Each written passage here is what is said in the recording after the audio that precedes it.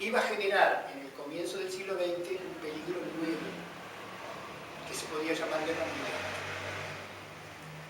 Porque ahora el negocio no era explotar a los obreros del país, ahora el negocio era explotar obreros lejanos, pero tampoco el mundo era infinito, pasaba como con la tierra.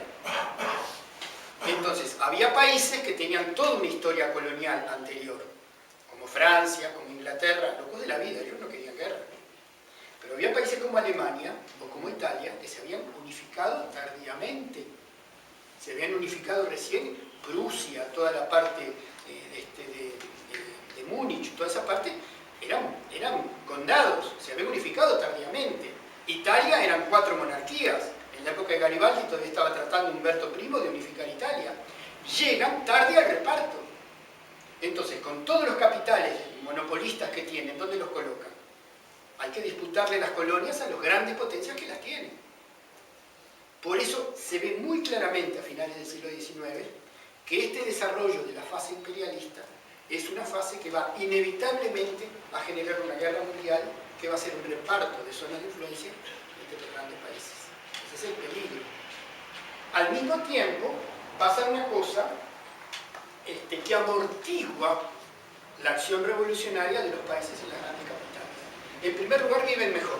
Se les paga mejores salarios, se les reconoce el derecho a participar en los parlamentos, pero por otro lado, cuando yo vivo un poco mejor, ya no me sirve tanto que haya revolución en países lejanos.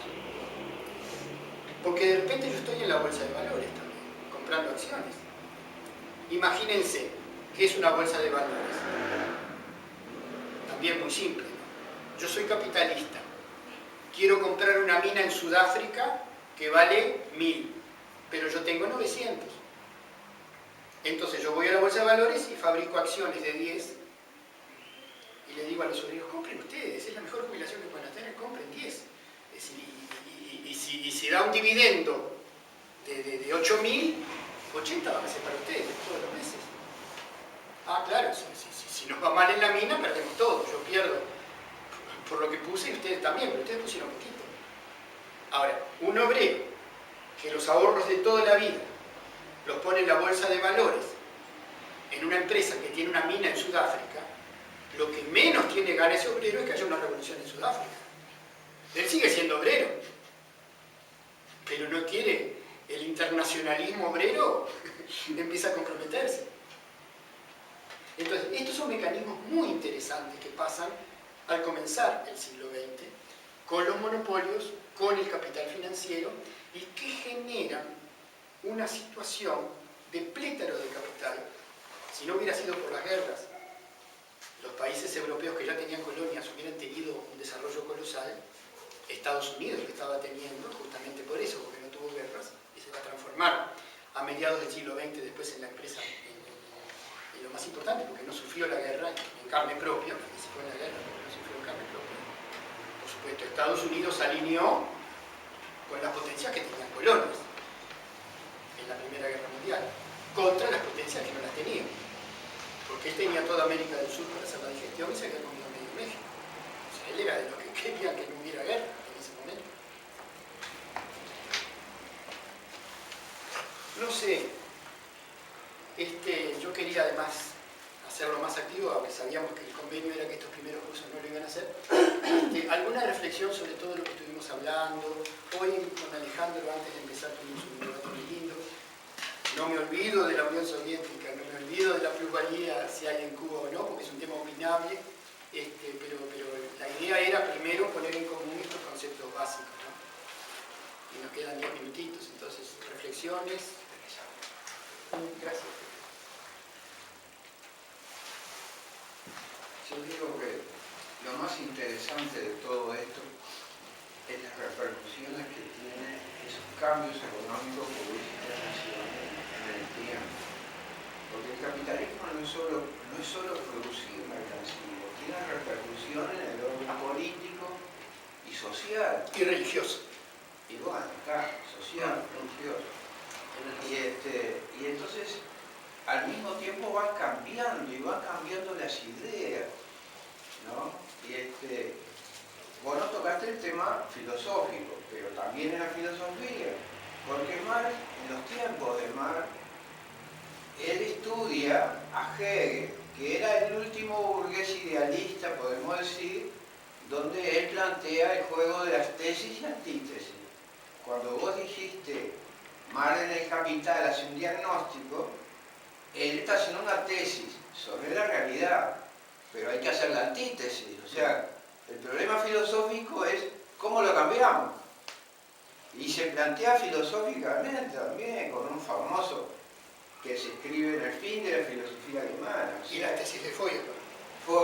o sea, le dice, bueno, el problema no es describir la realidad, sino cómo la cambiamos. Y ese problema de cómo lo cambiamos sigue existiendo actualmente, con el juego de las tesis y antítesis. Y se forma, por ejemplo, con los conflictos, como en el caso de ahora, de la enseñanza. El gobierno tiene una tesis, el problema es cómo la cambiamos. Y ahí sigue existiendo todo ese problema filosófico-cultural. A ver, vamos a hablar un poco de ese tema que vale la pena, tratando de hacerlo lo menos árido posible. Hegel toma de la antigua Grecia el concepto del devenir, y que el devenir se produce básicamente sobre contradicciones, choques y saltos, y no de una manera gradual. Es decir, lo que plantea Hegel básicamente es que A, en Aristóteles, para hacer un razonamiento silogístico, A es idéntico a A, en términos abstractos, ¿no? Lógica matemática. Y Hegel dice, no necesariamente A puede devenir no A en el transcurso del devenir. Y por lo tanto, las leyes del desarrollo son mucho más complejas, es lo que llama la dialéctica. Hegel parte de la idea de Dios. Dios es el espíritu absoluto. Pero el espíritu absoluto en su perfección solo puede existir si existe su contrario, la imperfección. Por lo tanto, necesita el mundo imperfecto. Pero en el mundo imperfecto existe el ser humano que busca la perfección, que busca acercarse a Dios. O sea, si el mundo imperfecto es la negación de la idea absoluta, el hombre de alguna manera es la negación del mundo imperfecto porque busca la perfección. Ahora, va a estar mucho más cerca de Dios un propietario que una persona pobre, dice Hegel. Porque el pobre tiene que estar en la materia. El propietario puede elevarse a Dios y recuperar el tema del ocio creativo de los griegos y de los chinos. Ahora, ese concepto del devenir, en un hombre muy conservador, defensor de toda la Prusia imperial, que dice que todo se transforma, los jóvenes hegelianos, entre ellos Marx, estudiantes de filosofía, dicen, bueno, pero si todo se transforma, el Estado prusiano tampoco es un absoluto, o queda al margen de la lógica del desarrollo. Si todo lo que existe se va a transformar, es legítimo pensar desde Hegel, filósofo oficial del prusianismo, que también el Estado lo podemos transformar. Entonces él plantea, Marx, el tema del desarrollo dialéctico. Y el Capital, yo no lo quise decir, pero es importantísimo, el Capital es además un marco teórico, filosófico, dialéctico, aplicado al capitalismo. Formalmente es lo que yo dije, es un tratado, pero desde el punto de vista del estudio de los choques, de las contradicciones que inevitablemente generan nuevos síntesis, es el aporte filosófico de la dialéctica hegeliana, hecha materialismo dialéctico. Cuando se habla de materialismo dialéctico no sea que esté interesado solo por lo material, significa que la materia es infinita, indestructible, y que se evoluciona por su propio movimiento. En el régimen capitalista, el desarrollo de Marx tiene que ver con la filosofía, pero en la fase imperialista pasa una cosa que complica mucho el pensamiento marxista, que es la teoría de la relatividad. Lenin es contemporáneo de Einstein y lo estudia profundamente. ¿Qué pasa? Los partidos obreros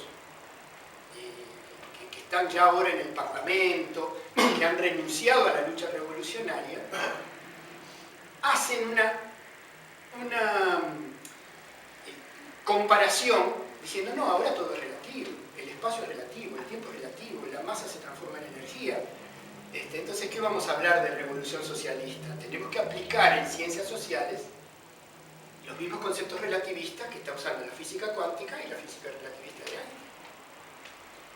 Y ahí, Lenin contesta en un libro filosófico muy interesante que no se confunda masa con materia.